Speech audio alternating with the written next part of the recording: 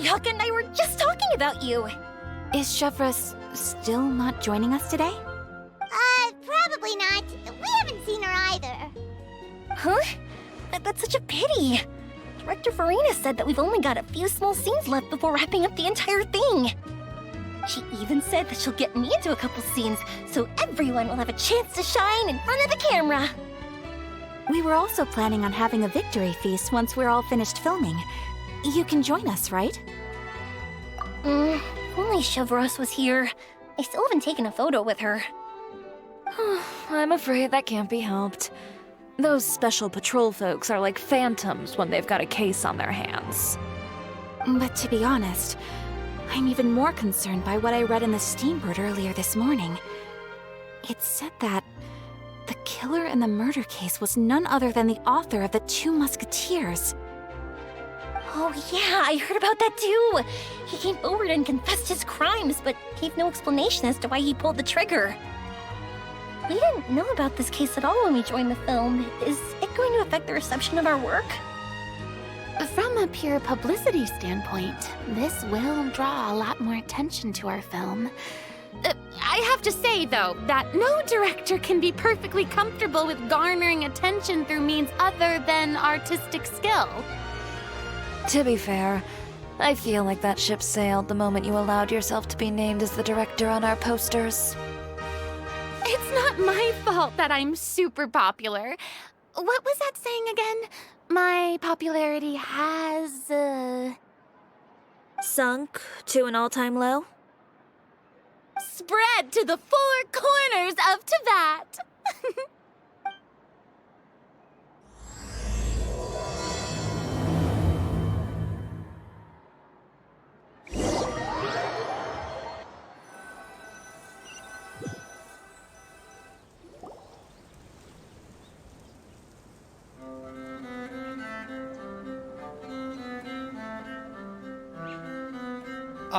Excuse me, everyone. Xavier! Feels like it's been ages since we last saw you. I've been talking non-stop with the Film Association, and I'm absolutely swamped trying to coordinate the film's marketing. So forgive me for not being around more often, but please believe me when I say that I will make sure everyone's hard work gets the exposure it deserves. Oh, seems like you've been fighting your own battles. Yes, that's one way to put it. Oh, and before we begin the final round of filming, please allow me to finally introduce you to the original investor of our film, Mr. Morris. A pleasure to meet you all. Yes, glad to make your acquaintance, Mr. Morris. We've heard about the issues you've encountered with your financial situation, and genuinely hope that things have taken a turn for the better. Oh, well, the situation has indeed improved somewhat. Don't worry, Mr. Morris. Accidents and last-minute challenges happen all the time. There's no need to blame yourself over it. The good news is that we're almost done filming now, and I would even say that this is the best story I've ever seen. Is that so? I see, that's great news. All right, now that we've gotten all the pleasantries out of the way, let's get this show on the road. We'll mostly be filming typical people and scenery from the streets today to improve the sense of environmental ambiance in some parts of the film. Oh, and there'll be a cameo for Mr. Kamisato and Miss Yoimiya as well. They'll be used to show outsider perspectives on the fates of the Two Musketeers. That's right. Ayato should be here any minute. Excellent! Then let's start with the scenery shots. Camera and clapper loader, you're up. Yep, we'll be ready. Remember, all we need are some wide zoom shots of the streets. If you happen to find some particularly lovely patches of flowers and grass, feel free to grab some close-ups of those as well. Ready? Lights! Camera! Action! Okay, now move the camera slowly. Try to focus on that flower. What's wrong? Just adjust the focal length a bit. something the matter? Huh? But wasn't it working fine for all the days before? Veronique, can we try a different camera? No problem. How about this one? All right, let's give it another try. Lights! Camera! Action! Don't tell me. This one is broken too? Veronique, do we have any other spare ones we can use? I'm afraid we only brought these two today. What? Then go find a workshop to get them repaired right away. Oh, and you too, Bono. Go find our spare camera in the warehouse and bring it back to the set. On it. Greetings, everyone. My apologies for the delay. Is something the matter, Ayaka? It seems like there are some issues with the filming equipment today. We're stuck for the moment. I see. Well, let's not just stand here twiddling our thumbs. Actors, to the makeup booth. We'll start on the next scene as soon as we get a working camera.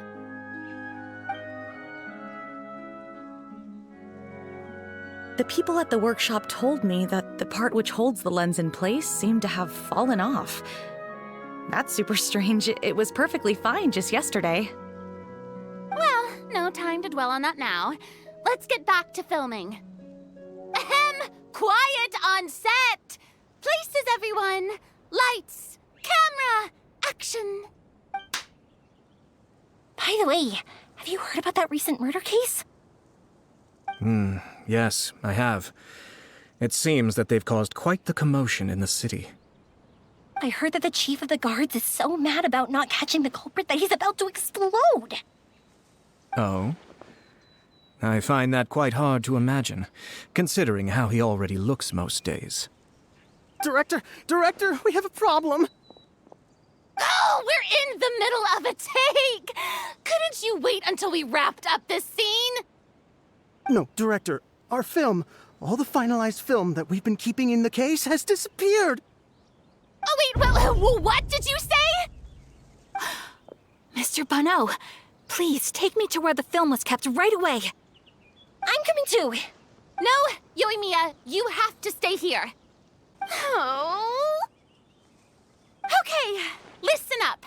Everyone who's not working on this current scene can go with Bono to look for the film. Everyone else, stay put and wrap up the scene. Unbelievable. How could all these problems happen in just one day?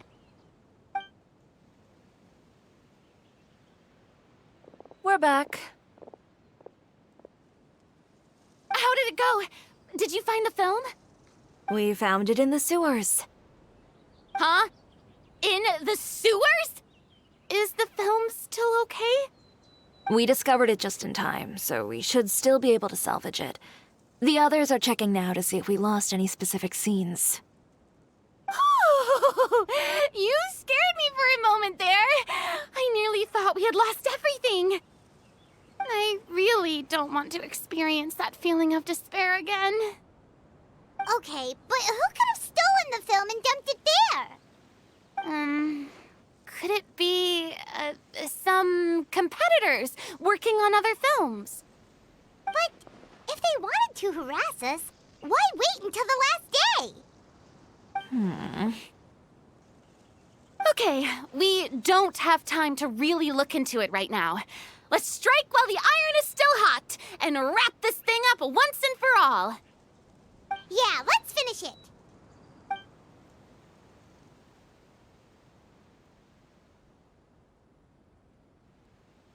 I would like to officially announce that our entry to the festival, The Two Musketeers, has now concluded filming!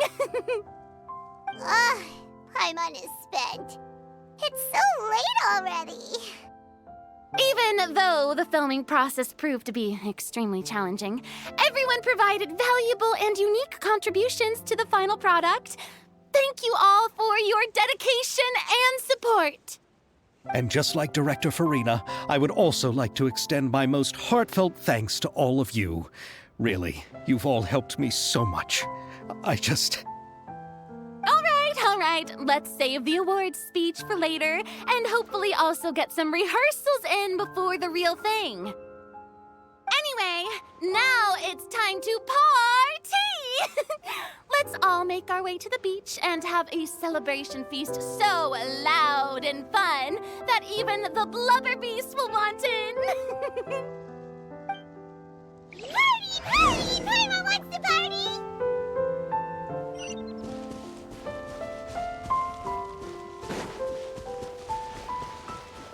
Whoa! This place is hopping! Everyone's finally getting to relax after wrapping up the film. Let's go chat with someone. Have you ever seen a fireworks show, Mr. Morris? It's pretty amazing. I'm afraid I haven't, but I'll take your word for it.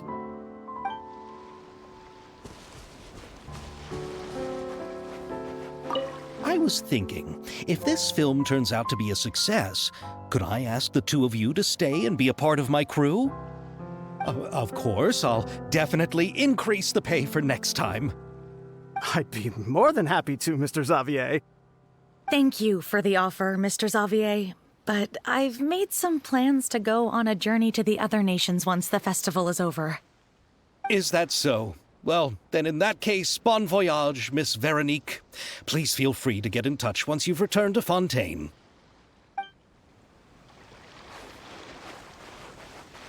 Hey, Ayato! How's your work been going? Everything went rather smoothly. Thank you for your concern. Ayato told me that we've already confirmed the dates for some Inazuma Fontaine cultural exchange events. So the next time we visit, we'll be doing so in our capacities as the representatives of the Yashiro Commission. Oh, that's great! Then maybe Paimon will be able to find Fontaine detective novels in Inazuma from now on! Oh, wait. Wouldn't Yae Miko get upset if that happens? That would be stealing some of her business.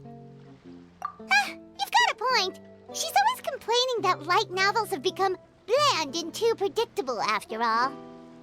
The cultural exchange won't only feature literatures of both nations, of course. We have also made plans for cross-cultural engagements in the fields of gourmet cuisine, toy making, and artisan craftsmanship. Whoa! Paimon's getting super excited now! When the time comes, be sure to visit and participate in all the events.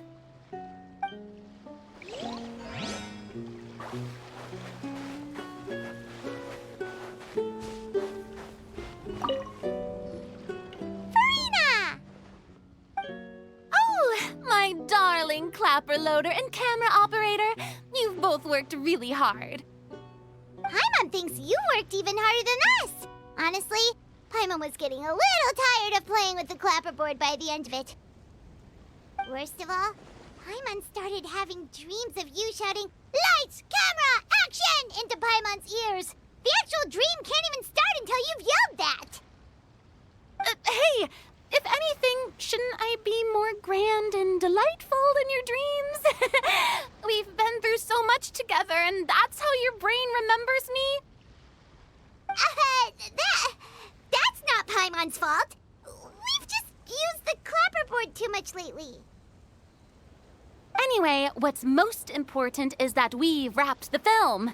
I'm pretty confident that we'll take first prize. Hey, no need to mention the official name. Wait, now that you mention it, if we did win the prize, would Farina just get a statue of herself? Come on, I don't need that kind of attention. Xavier can accept the reward on our behalf. But just imagine! Farina accepting the Farina Award and holding a Farina statue.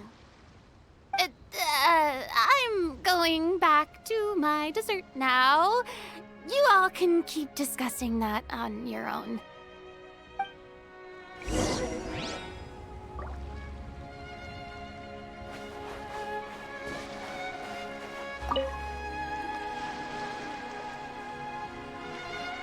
Chiori! Hey, you two. Are you not really into these kinds of big social occasions? Not particularly. But this is still better than Fontaine Fashion Week. But if this film becomes a big hit, people will definitely come flocking to your shop. Yes, that's highly likely. As long as the film can premiere as planned. Are you still worried about the case? That and all the obstacles we had to face today. You're right. It's as if all our bad luck just manifested at once. But why today of all days?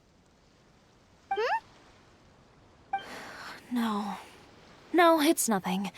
We've already delivered the film to the editors, so there should be nothing more to worry about. How are you doing, Mr. Morris? You having a good time? Well, you could say that. Do you happen to know when the party is scheduled to end? Judging by how much fun everyone's having, I'd say probably not until well after midnight. Is there something that you still have to take care of at home, Mr. Morris? Oh, well, I'm just not a late night person, so I might take off shortly. Oh no!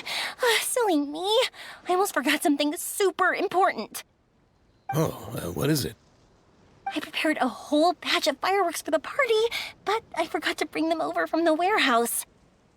Fireworks, you say? Well, that's, truly a pity. Sorry things didn't go as planned. Could you help me carry them over, Mr. Morris? I won't be able to fetch all of them by myself. Me? Are you sure that you can't find anyone else? I just wanted to make this a surprise for everyone. The warehouse isn't far from here. We'll be there in no time. Pretty please, Mr. Morris. These are some of the best fireworks I've ever made. So I also want you to see them before you leave. They're stunning. I promise that they'll be a once-in-a-lifetime experience that you'll never forget. But... It's okay. Just come with me. If we're sneaky enough, nobody else will see us leaving. All right. The warehouse is right over here. I moved the fireworks there in advance, so it shouldn't be too much work bringing them back. It's still a ways away from the party. Sorry about that, Mr. Morris. It's probably because I'm used to carrying fireworks all the time, so it doesn't feel like a lot of work to me.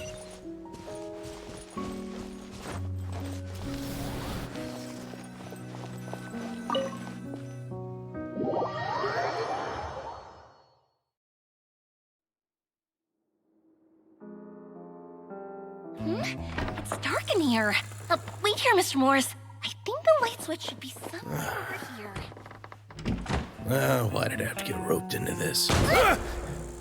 What was that?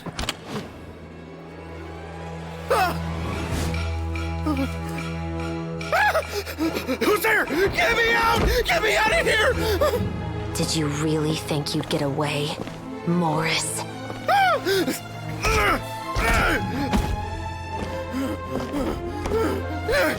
You've got the wrong guy. It wasn't me. I'm not the killer. You know, Eliza died a far more heroic death than this. She fought your assassin to the end, to save the children she had hidden beneath the floorboards.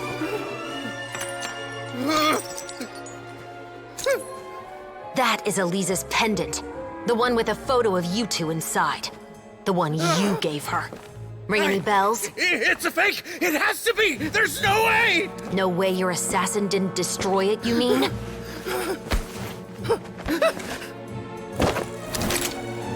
Did you ever love her, Morris? Or was killing her always the plan? No, please. Listen to me. I told Eliza to keep us a secret. I paid her plenty for her silence. I never thought she'd keep the child. Everything was gonna come out, and I had no choice. She forced my hand. No! I'm begging you. I have money. Just name your price, please. You can keep your Mora, and you can go to hell.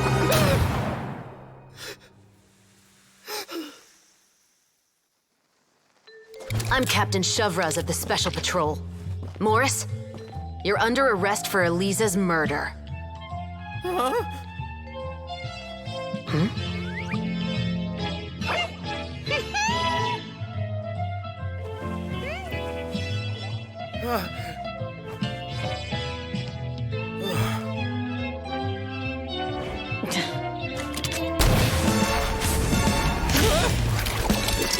You're under arrest too, prop manager Veronique.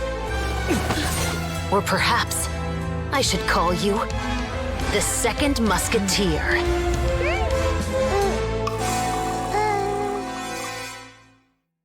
Wait, what's going on?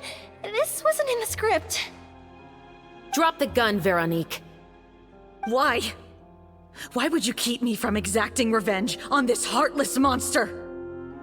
Drop your weapon. This is my final warning.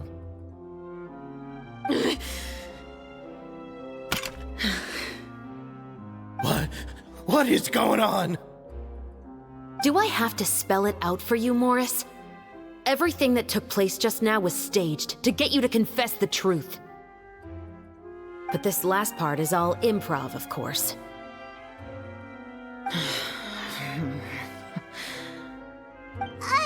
Chevreuse, you told us you wanted us to help you stage a play. You never said anything about the Second Musketeer. It's because even I had no way to confirm my theory until now. Thank you for your performance, Yoimiya. Could I trouble you to go and bring in the other Special Patrol members? They should be on standby just outside. Oh, and please tell the other cast members not to worry about us. We'll be rejoining them shortly. On it!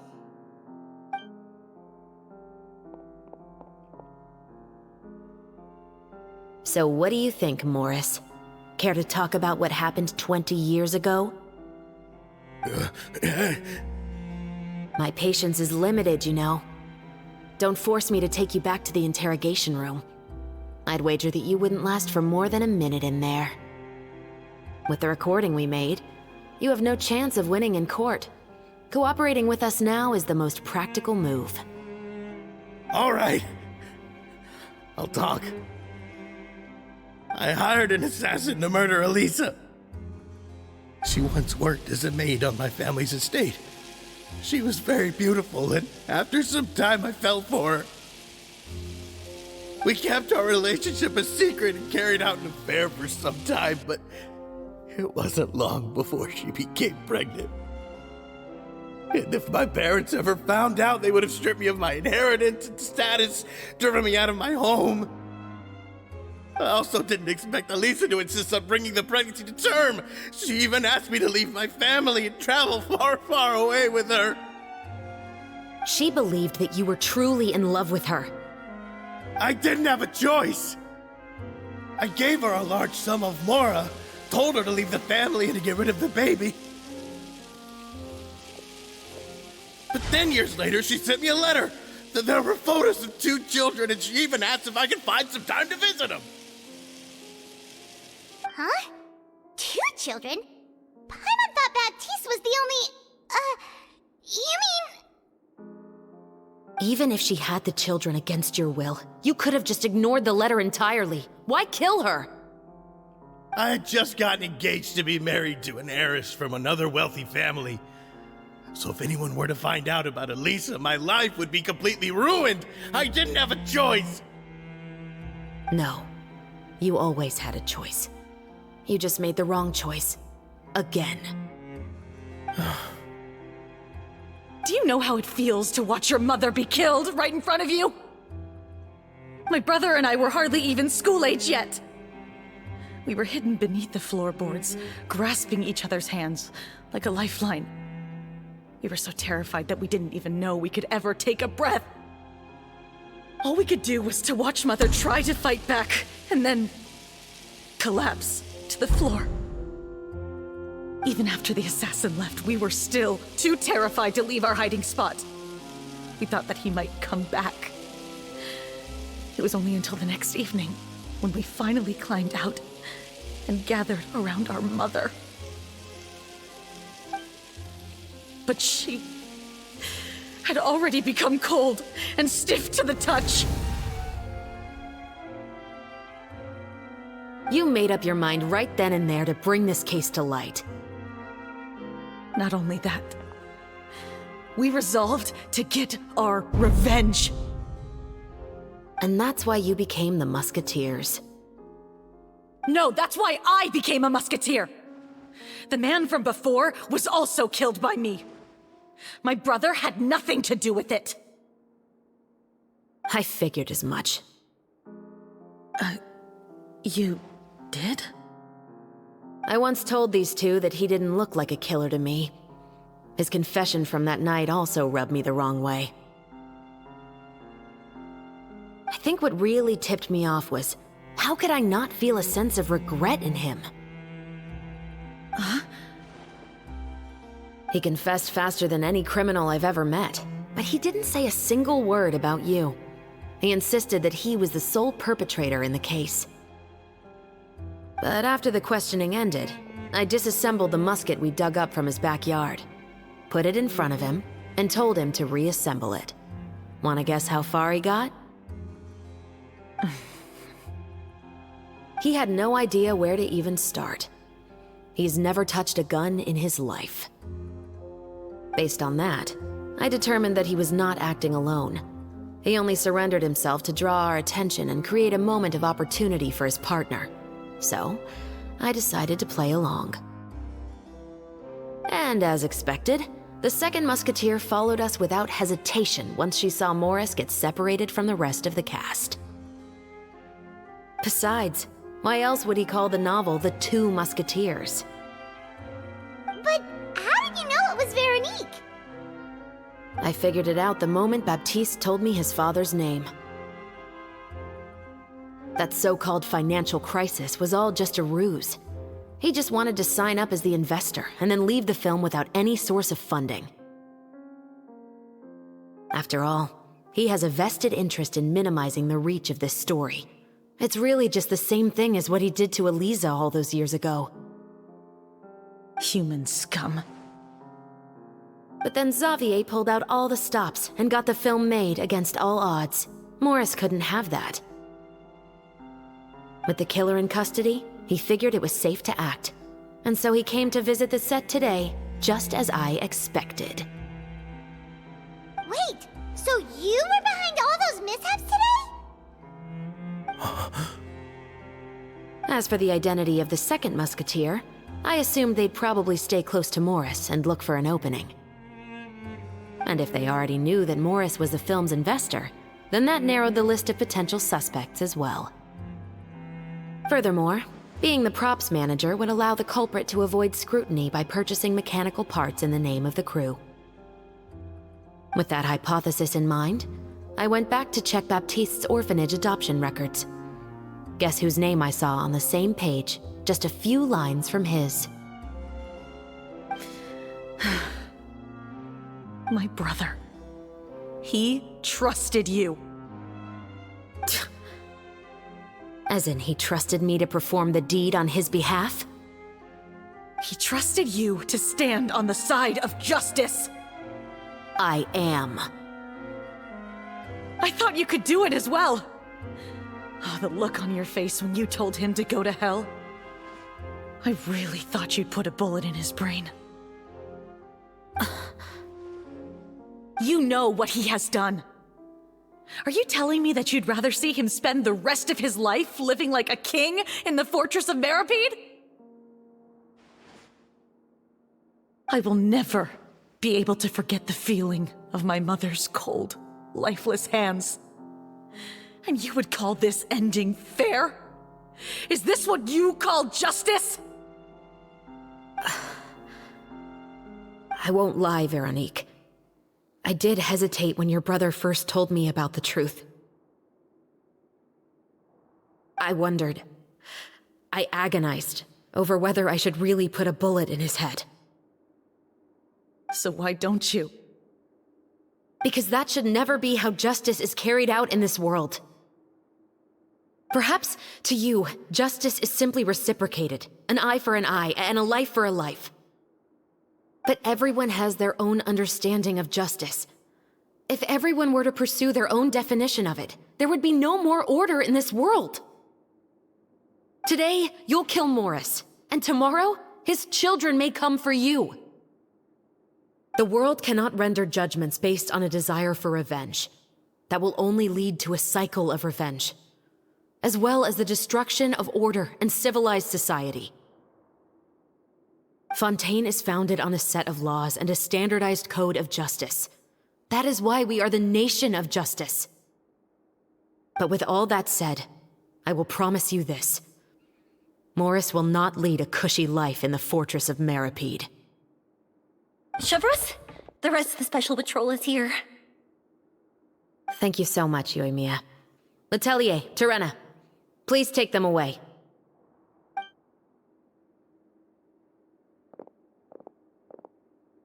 I still can't agree with your reasoning. I know. Justice has not been delivered. At least, not today.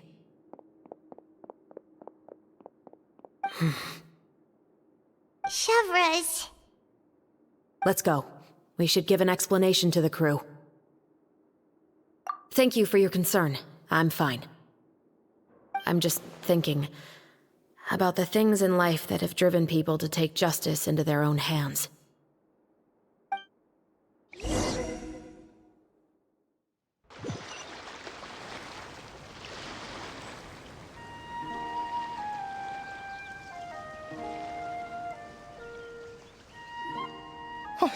Who would have thought Morris would turn out to be... I'm at a loss of words. How could he have done something like this? I'm just glad that you're all safe and sound. Who knew that such a labyrinth of cases would be behind this story? Well, what should we do now? We have a finished film, of course, but should we still go ahead with the premiere? What do you mean? Shouldn't you be even more motivated to spread the word now that you've learned the truth? Chiori is right. I'd also like more people to see this story for themselves. But the real ending of the story seems to have deviated somewhat from the one in the script. Is that still acceptable to you, Miss Chevreuse? The call is yours. We still have time to reshoot an ending if that's what you'd like. No, it's fine as is. I like what we have for the catharsis. Romanticism is what gives works of art their appeal. Fiction is able to explore means of restitution that could never work in real life. Just like the real world, the world of stories also has its own set of rules and justice. These different possibilities are what initially drew me to reading in the first place. Sounds good to me. I support your decision.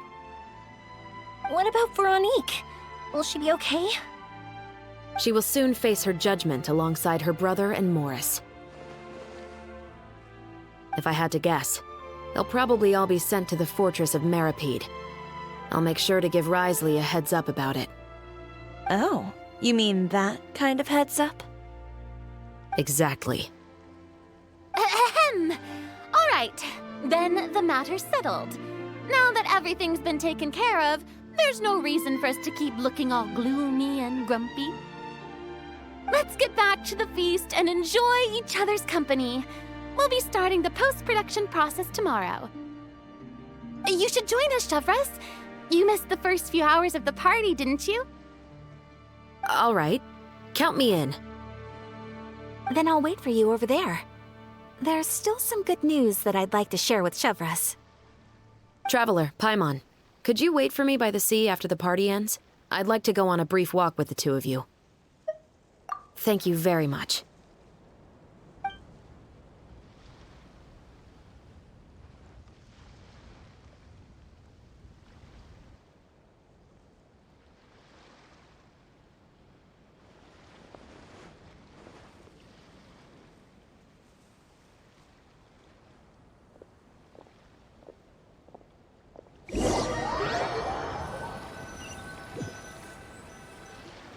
Sorry for the wait.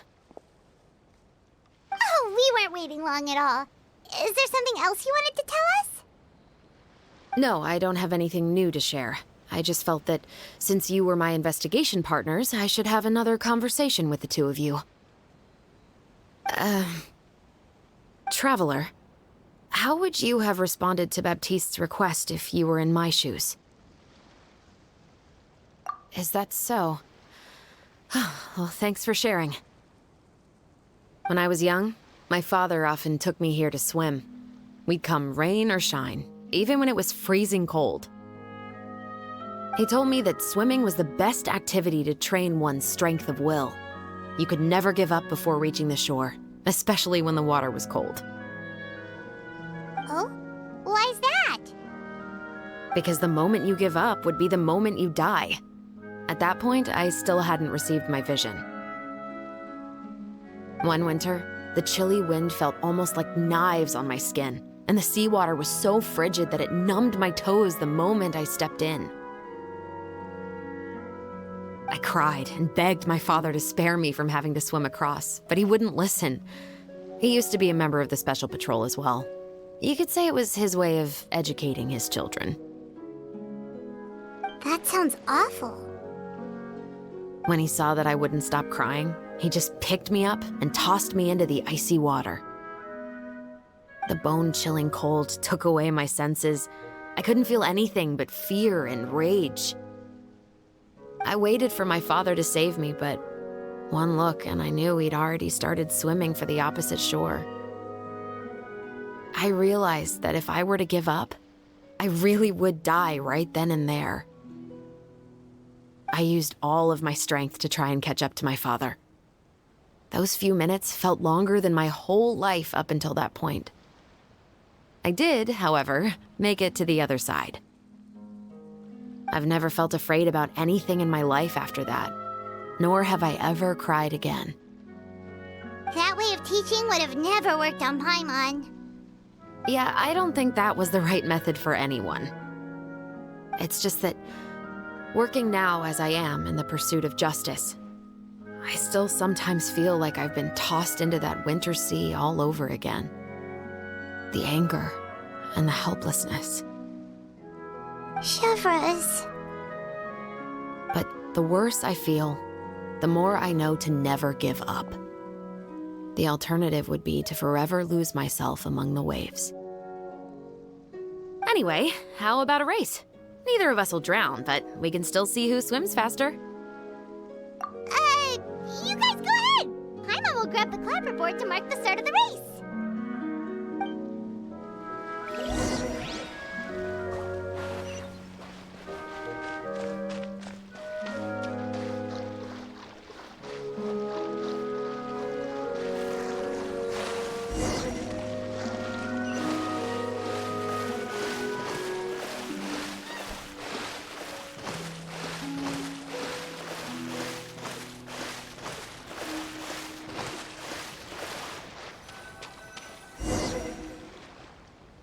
Oh, that felt good. You were so fast in the water, Chevreuse. You were swimming even faster than Paimon can fly. So, about the Special Patrol, did you join because of your dad? Partly, but I'd say I was more inspired by the heroes I read about in stories growing up. Oh, so it's due to your love of stories. Of course, it was only after I joined the Special Patrol that I learned that truth is often stranger than fiction. Come on, let's walk a bit more.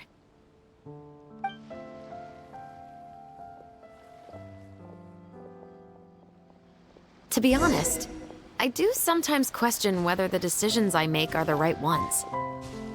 But I know that no matter what, I must keep swimming. Because the only thing I've got my eyes on is the shore in the distance.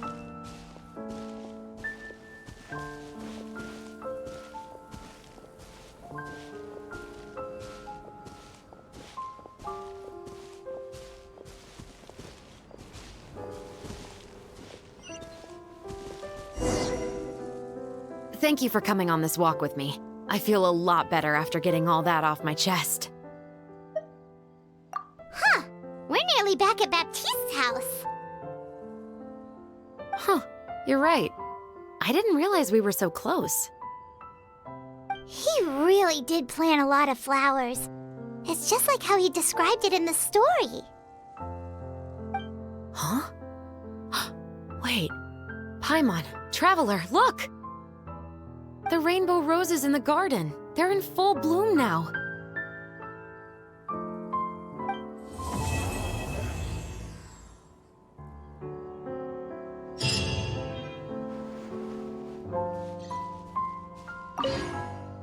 though it's a bit late, I must thank you for investigating this case with me.